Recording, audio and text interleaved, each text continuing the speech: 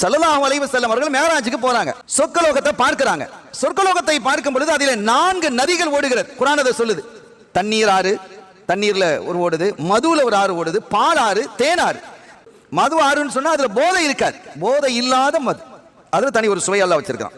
என்ன அழகா இருக்கு அது ஓடக்கூடிய அந்த முறையும், அதனுடைய அந்த தோவானம்லாம் வச்சிருக்க மாதிரி. அதுல மாணிக்க மரகதங்களா தான் 2 பக்கமும் இருக்குது. அந்த ஓரங்கள், இந்த படித்துறைகள் இருக்கும் இல்ல, இருக்கிறது மாணிக்கங்கள் மரகதங்களாக இருக்கிறது. கீழே உள்ள மணலாக இல்ல, கஸ்தூரியாக இருக்கிறது. அவ்வளவு சுவை, அவ்வளவு சுகம், அவ்வளவு மனம். அப்ப கேட்டாங்களா, இது என்ன அழகு, என்ன அற்புதம், என்ன சுவை, என்ன மனம், இது எங்க இருந்து உற்பத்தி ஆகிறதுன்னு கேட்டாங்களா. அப்ப அவங்க ஜிப்ரீல் சொன்னாங்க, யார் சொல்ல எனக்கு தெரியாது, நான் படைக்கப்பட்ட காலத்திலிருந்து எனக்கு நினைவுள்ள காலத்திலிருந்து இதை பார்த்துக்கிட்டு ஓடிக்கிட்டு தான் இருக்குது, எங்கிருந்து வருதுன்னு தெரியாது.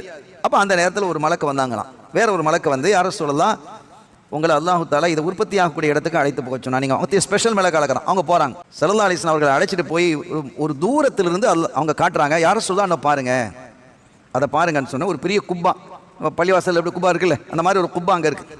அந்த குப்பாவை குறித்து ஸல்லல்லாஹு அலைஹி வஸல்லம் சொல்றாங்க, இந்த குப்பா எவ்வளவு பெருசு அப்படின்னா, குப்பாவுக்கு மேல இந்த உலகத்தை கொண்டு வந்து வச்சா காட்டுக்குள்ள ஒரு வளையத்தை போட்ட மாதிரி இருக்குதுங்கிறாங்க. அப்ப அந்த குப்பா எவ்வளவு பிரம்மாண்டமா இருக்குன்னு பாருங்க.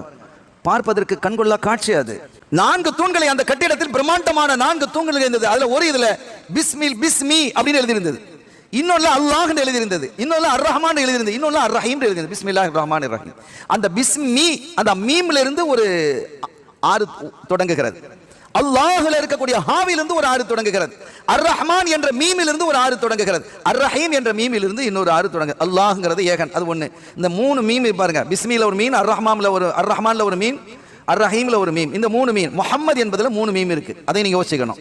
இந்த 4 எழுத்துக்களில் இருந்து தான் இந்த ஆறுகள் உற்பத்தி ஆகிறது. அந்த காட்சி, கண்கொள்ளா காட்சியை நான் கண்டேன் சொல்லிட்டு அதுல விளக்கவுரை எழுதுறாங்க. யார் அதிகமாக பிஸ்மில்லாஹிர் ரஹ்மான் ஒரு காரியத்தை தொடங்கும் போது பிஸ்மில்லா கொண்டு தொடங்கணும் இல்லையா, எல்லாவையும் பிஸ்மில்லாஹிர் ரஹ்மானிர் ரஹீம் கொண்டு யார் அதை சரியாக செய்து வருகிறாரோ அவர் இந்த 4 ஆறுகளில் இருந்தும் அருந்துவதற்கான பாக்கியத்தை பெறுவார் அப்படிங்கிறாங்க. அல்லாஹ் நம்மையும் அதற்கு நசீபாக்கி வைப்பானாக.